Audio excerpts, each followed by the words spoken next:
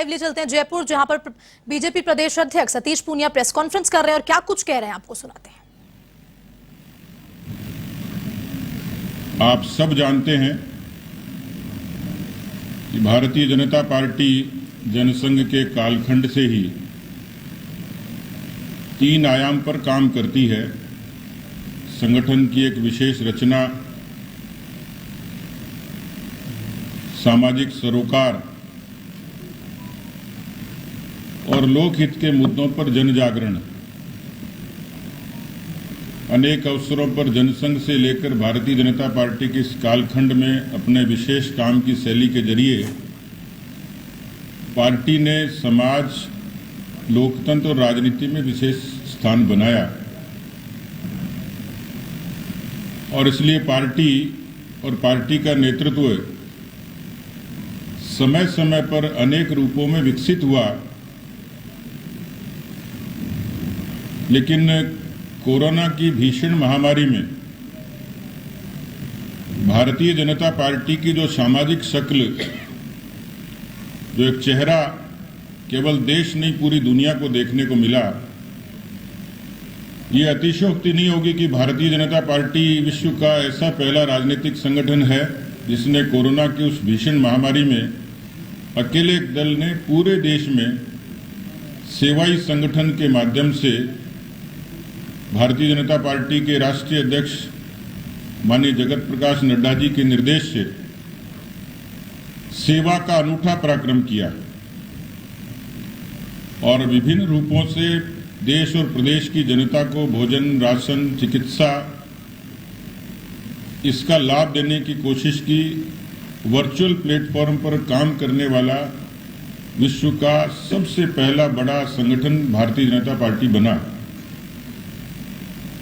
और इस काम की जो सारी प्रेरणा रही, जो हमारी ऊर्जा रही, वो देश के यशस्वी प्रधानमंत्री माननीय नरेंद्र मोदी जी रहे,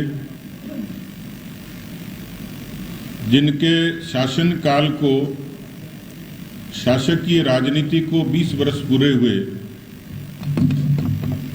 12 वर्ष से गुजरात के मुख्यमंत्री के रूप में उन्होंने अपनी नीतियों से, कार्यक्रमों से गुजरात में अनेक नवाचार किए। कच्छ, भुज के भूकंप से लेकर बाढ़ जैसी विभीषिका से लेकर आम आदमी के जीवन को बदलने से लेकर उन्होंने राजनीति को सामाजिक सरोकारों से और मुखरता से जोड़ा और देश के प्रधानमंत्री बनने के बाद उन्होंने शासन और नीतियों में जो बदलाव भी किए और नीचे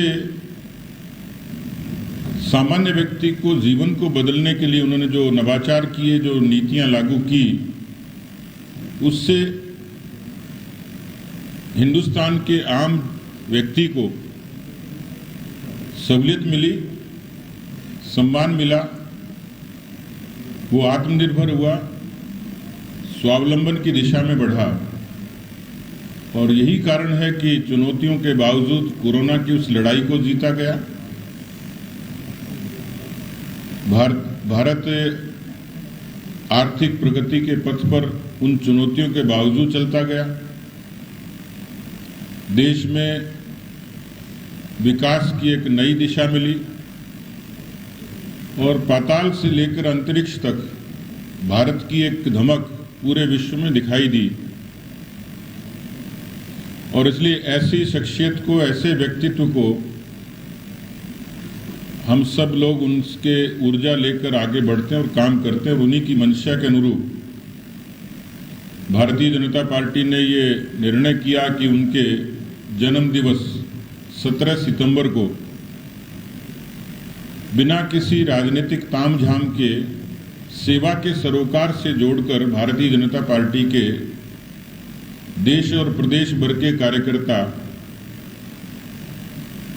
बहुत जमीनी तौर पर सेवा के कामों को प्राथमिकता दें। और इसलिए 17 सितंबर को उनका जन्म दिवस है।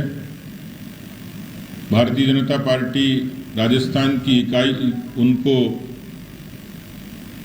शतायु होने की कामना भी करती है और हमेशा स्वस्थ रहकर वो देश के स्वाभिमान को इसी तरीके से ऊंचा करता रहे।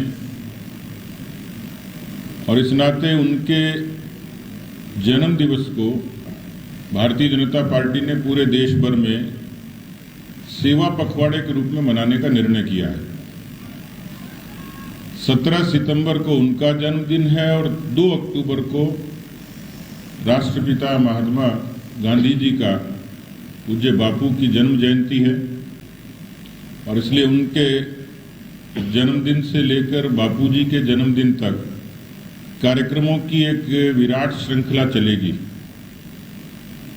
और इसलिए राजस्थान की इकाई ने भी इसके लिए विधिवत तौर पर एक समिति का गठन किया है।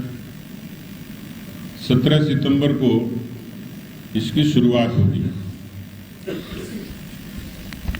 राजस्थान में 17 और 18 सितंबर को इस सेवा पखवाड़े के तहत हमने निर्णय किया है कि बड़ी संख्या में रक्तदान शिविर इसका आयोजन होगा